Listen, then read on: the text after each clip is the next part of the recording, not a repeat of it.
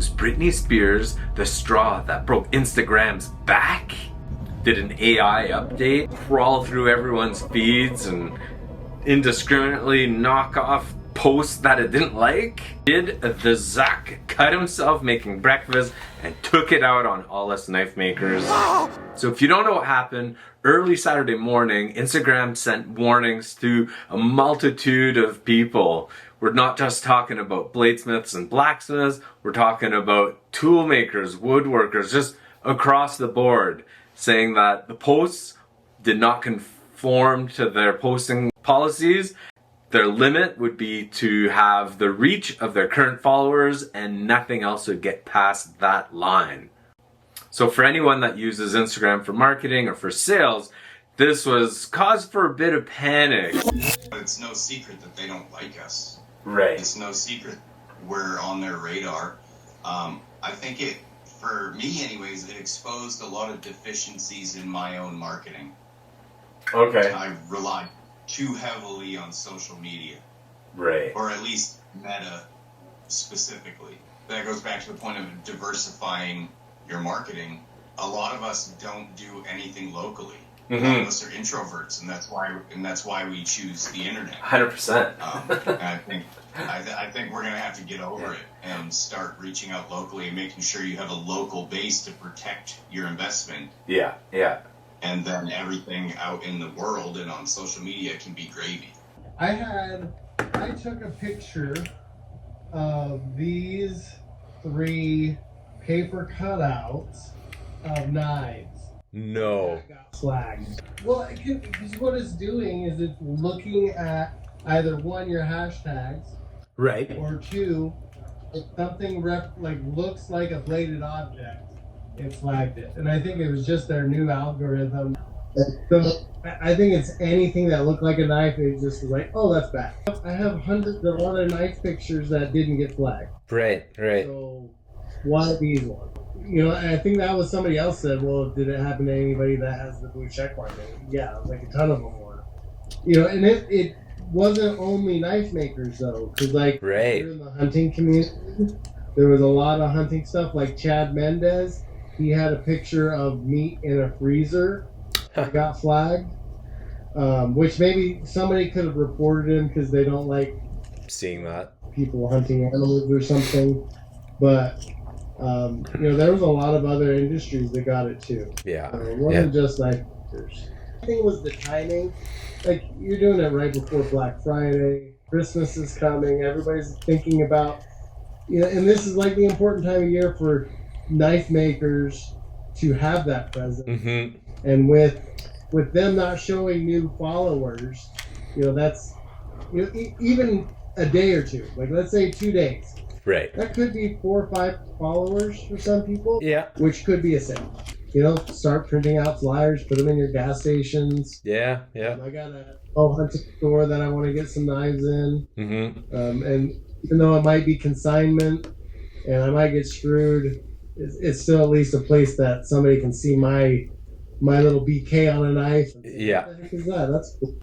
So I did get hit, which I thought was kind of interesting, being that I don't make knives. Right. So definitely on the supplier side of things, the posts that were tagged for me as this is what was against the guidelines were clearly random and not intentionally selected. Right. There was one that had a picture of a knife on it. There was one that was a raffle, which I do know Instagram frowns on raffles.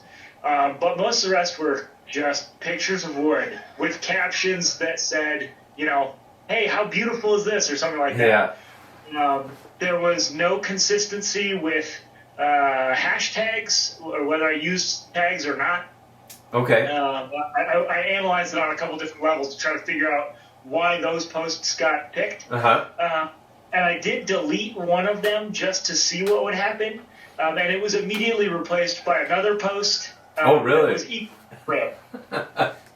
So it seemed like it picked accounts more than it picked specific posts. And it would just pick 5 because everyone had 5. I don't know if you noticed that. Yeah. Every account that got tagged had 5 things. Sorry, my rooster is losing his mind. That's okay. But everyone had exactly 5, which tells me that it wasn't going after posts, it was going after accounts. Right. Otherwise, some people would have had 50 and some would have had 2, and it wouldn't have refreshed once you deleted a couple. So bizarre.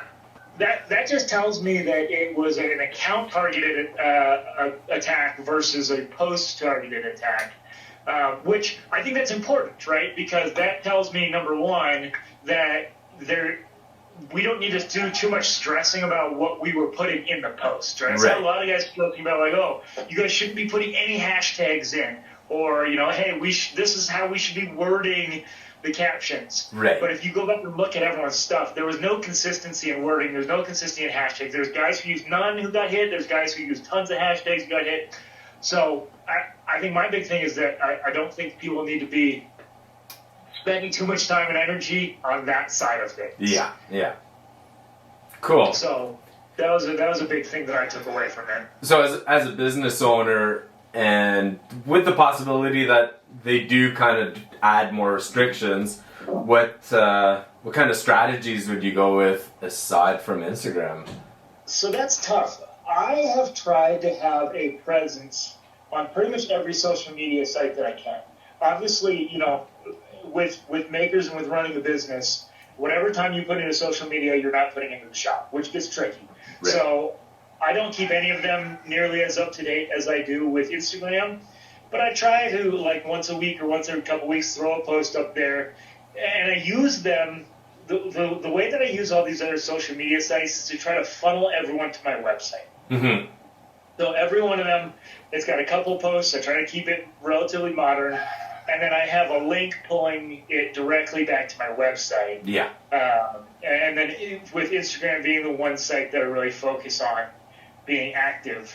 The tough part about Diversify, I saw a lot of guys talking about, oh, we need to move to Twitter, or, we need to move to Vero or whatever, is that we can decide as a community that we want to move ourselves, but there's 2 other big groups that we have no say over, right? The customer base, which, and I'm using that as like the established customer base, right? The guys who know us, and those we do have a little influence over, right? We can convince a lot of our customers, hey, if you want to follow me, get a Twitter, get a Vero, come with me. But we also have to be cognizant of that untapped customer base and where do they exist, Right. And what are our odds of finding them? And so, things like Vero, which is functionally much more like the original Instagram was. Okay. But it doesn't have much of a customer base on it. So if we as the knife community move ourselves over there, that's great. And the customers that we have established may follow us over there, and we may build a little community, but there's not a lot of untapped customers on that app for us to really be able to reach into. Right. Twitter's a little bit better on that frame, but it still is not necessarily a product-based app. Instagram has been known for a little while as kind of a place where artists hang out and where you can buy art and crafts and that kind of stuff. Twitter's not so much there, so I think it would be challenging for us to really discover a lot of customers moving somewhere like that. So it gets tricky. And so one of the big things that I'm just pushing is newsletter stuff, right? If you want to be in contact with me, here's my newsletter. Here's the best way to stay in touch. But I don't think we have a great backup option at this point. Mm-hmm. To break it down, I've looked at it in 2 different ways. We could look at it as, one, Instagram is tightening up the reins on what it deems as weapons, and they're trying to tighten the reins on that. What a lot of people might have received is kind of like overspill of the algorithm trying to stop some of these things from happening, and other people that shouldn't have been affected were affected. Or 2, there was an update with the scrubbing AI that goes through the posts, and it glitched out. It saw things that it considered possibly as a weapon or an act of violence, yada yada, and it flagged all these posts being unadmissible against the guidelines. So I'm thinking it's one of the 2. My original theory was that if you had your Instagram or your Facebook connected to a Shopify store or a Squarespace store, that you were not affected. I confirmed this with a few people, but a few other people said that they were affected. So that doesn't seem to be what happened. Also, people who have the blue check mark were affected, and so it kind of happened indiscriminately. So where do we go from here? We know that Instagram is its own beast. It can do whatever it wants. If it wants to change its policies, that's up to them. We're just subject to their policies and their changes. One day they could say, nope, we don't want knives on there, and we get flushed out, we get blocked. So where do we go from here? People are saying, don't put all your eggs in one basket. It's time to venture out into different areas. Marketing shouldn't just be done in one spot. What other options do we have as entrepreneurs, or even more, solopreneurs, where we don't necessarily have the budget to do the traditional marketing campaigns of creating commercials, making print ads, and so on and so forth? What are some of the alternatives that we can use? We can use email marketing. So setting up an email list is something that I think I'll be concentrating on in the next little while to increase that. MailChimp is a free service up to a certain number of followers. TikTok, starting a YouTube channel, although YouTube definitely requires a lot more effort than taking a picture and posting it. What other options do we have? Local markets? Friends and family? What else? What can we do? What do you think we can do as solopreneurs, marketers, to increase sales for our businesses, or possibly just remove the dependency of Facebook, Instagram, and Threads? What's your opinion? Share that in the comments. Oh, and I've got a good AI joke. I like ChatGPT. I often refer to it to ask for ideas, how to do things, and so on and so forth. So part of this video was planned using ChatGPT. My words are my words though. But this joke was written by ChatGPT. It gave me a few ideas. I asked for a more cynical joke, and this is what it produced.